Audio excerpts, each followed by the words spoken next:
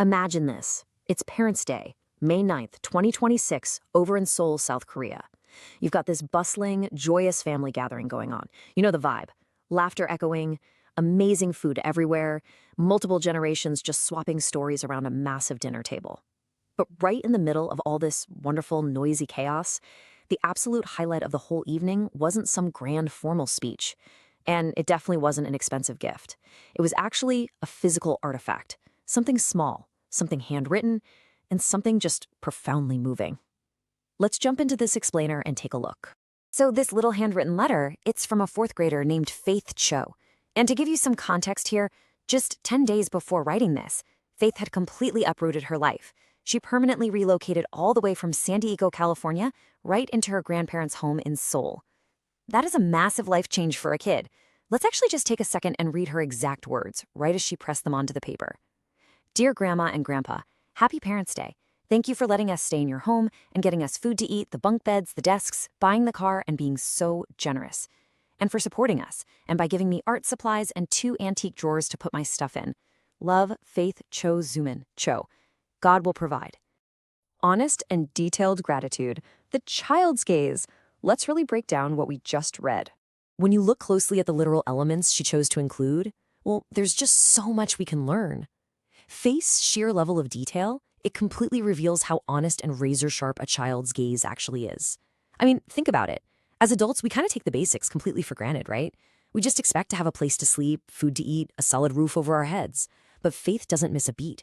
She expresses this profound gratitude for literally everything. She starts right at those absolute basic necessities, food and shelter, and then works her way all the way down to hyper-specific stuff, like her art supplies and those 2 antique drawers to put her stuff in.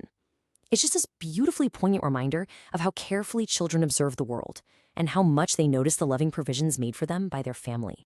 2 names, 1 identity. Bicultural pride. Now, to fully grasp Faith's story, we have to look at the fascinating cultural dynamic happening right there in her signature. She signs it, Love, Faith Josuman Cho.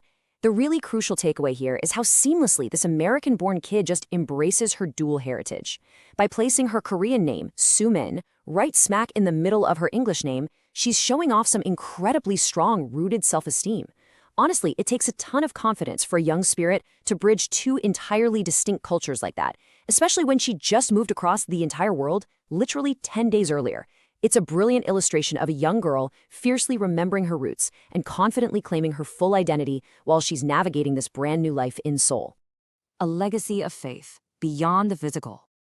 Diving a bit deeper, toward the bottom of Faith's letter, we uncover the absolute most profound layer of her grandparents' influence. There is a really clear contrast between the 2 types of gifts she's actually receiving here. On one hand, you've got the physical gifts she explicitly mentions, right? The bunk beds, the desks, the car. But on the other hand, you have the intangible gifts. Her grandparents instilled something in her that is infinitely more valuable than just furniture. They gave her a heart of gratitude, deep faith, strong bicultural self-esteem, and this incredible ability to just look to tomorrow with steadfast belief. The physical items, those are just the surface. It's those intangible gifts that form the true, lasting foundation.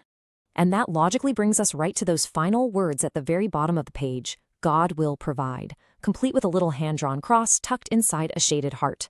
The big takeaway here is that these simple closing words absolutely perfectly encapsulate that true legacy of faith.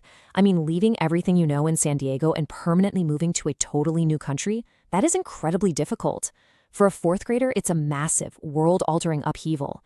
Yet she brings with her this totally unshakable belief that things are going to be okay. That kind of resilient mindset doesn't just happen by accident. It is a direct spiritual inheritance passed down through the generations of her family, and it's shining right through despite the really tough circumstances of such a major life transition. A beautiful family portrait. The macro view. So, zooming out from the physical letter itself for a second, let's go back to that broader scene I set for you at the very beginning. Generations united. You've got the eldest son's family, the second son's family, all the grandchildren just sharing laughter. And amidst this incredibly joyful, noisy gathering of the extended family, this totally simple, slightly crooked piece of handwritten paper from a 4th grader became the quiet, emotional highlight of the entire evening. It really wasn't just a thank you note anymore. It became a beautiful portrait of the modern family. It showed exactly how love, gratitude, and shared values can so seamlessly connect different generations and entirely different cultures around one single dinner table. Which brings us to the end of this explainer, and I want to leave you with a somewhat provocative question. What invisible legacy are you passing down to your own family? Faith's letter is a literal masterpiece precisely because it is so ordinary and yet so incredibly profound. It's like a bridge that spans across generations, connects oceans, and intertwines languages.